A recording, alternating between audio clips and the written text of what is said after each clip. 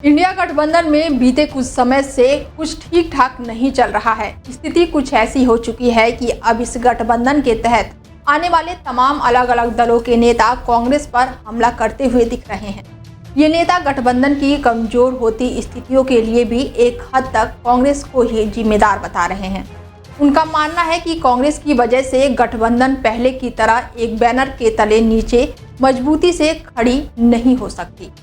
कुछ दिन पहले ही उमर अब्दुल्ला ने कहा था कि गठबंधन को मजबूत बनाए रखने के लिए चाहिए एक बार फिर से बैठक बुलाई जाए। तो वहीं मीडिया रिपोर्ट के अनुसार शिवसेना यूबीटी के वरिष्ठ नेता संजय राउत ने भी इंडिया गठबंधन की बैठक न होने पर सवाल उठाए। उन्होंने कहा कि हमने लोकसभा चुनाव एक साथ लड़ा था, हम उस चुनाव में बेहतर नतीजे भी मिले हैं, लेकिन लोकसभा चुनाव के बाद से हमारी और खासकर कांग्रेस की जिम्मेदारी थी कि इंडिया गठबंधन को एक और मजबूत बनाने की दिशा में काम किया जाए।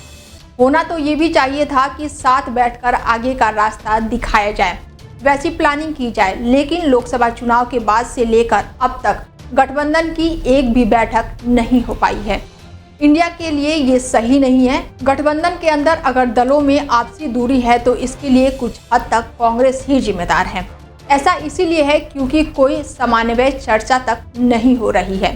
इंडिया गठबंधन के अंदर आपसी खींचतान दिल्ली विधानसभा चुनाव के ऐलान के साथ ही बाहर हो गई। दिल्ली विधानसभा चुनाव में जहां आम आदमी पार्टी और कांग्रेस अलग अलग चुनाव लड़ रहे हैं, वहीं इस चुनाव में इंडिया गठबंधन के अलग अलग दल कांग्रेस को छोड़ आम आदमी पार्टी का समर्थन देते हुए नजर आ रहे हैं। कुछ दिन पहले समाजवादी पार्टी और टीएमसी ने दिल्ली विधानसभा चुनाव में आम आदमी पार्टी का साथ देने की बात कही थी। दिल्ली के इस चुनाव में कांग्रेस अपने बलबूते चुनाव तो लड़ रही है, लेकिन अगर बात गठबंधन की करें तो वो अलग अलग दिख रही है।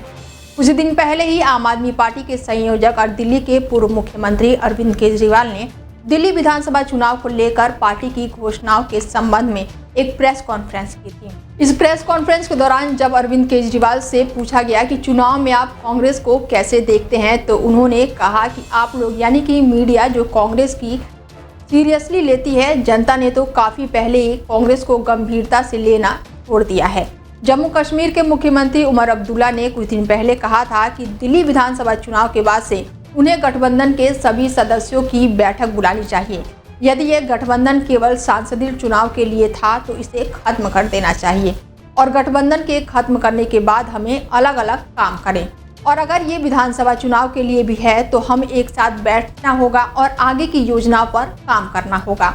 आपको बता दें कि बीते कुछ समय से उमर अब्दुल्ला और संजय राउत अकेले ऐसे नेता नहीं हैं जिन्होंने इंडिया गठबंधन को लेकर इस तरह का बयान दिया है। बीते कुछ समय में गठबंधन की धूमिल होती महत्व को लेकर अखिलेश यादव, अरविंद केजरीवाल और ममता बनर्जी भी समय समय पर ऐसे बयान देते रहे हैं। इंडिया ब्लॉक के भविष्य पर उठे सवालों का परिणाम दिल्ली चुनाव पर कितना पड़ेगा, ये 8 फरवरी को पता चलेगा। दिल्ली विधानसभा चुनाव 5 फरवरी को होने वाले हैं।